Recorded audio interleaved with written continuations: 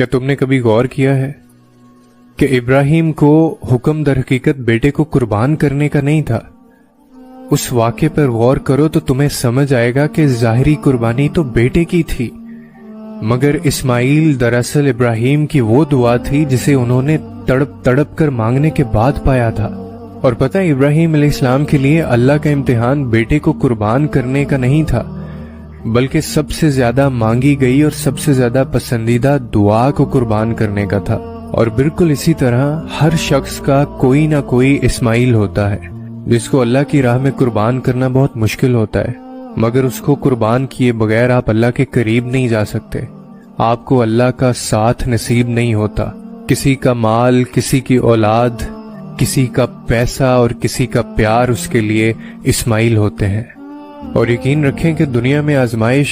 انہی لوگوں کے لیے ہے جنہیں اللہ چاہتا ہے۔ اور اگر تمہیں بھی تمہارا رب تمہارے اسماعیل کو قربان کرنے کا اشارہ دے رہا ہے تو اس رب پر یقین رکھ کر چھری کو چلا دو اور اس کے امتحان میں کامیاب ہو جاؤ، اور یقین جانو وہ تمہارے اسماعیل کو قربان ہونے نہیں دے گا۔ تم بس ایک دفعہ، ایک بار اس کی رضا میں پوری طرح داخل ہو کر تو دیکھو، ایک بار بس اس کو تسلیم کر کے تو دیکھو، پھر وہ رب تمہارے بھی لاڈ اٹھائے گا۔ اس کے حکم کو ماننے کے لیے تمہیں اپنی انا بھی مارنا پڑے گی اور اپنا نفس بھی، کیونکہ شیطان اور نفس بار بار وسوسے ڈالتے رہیں گے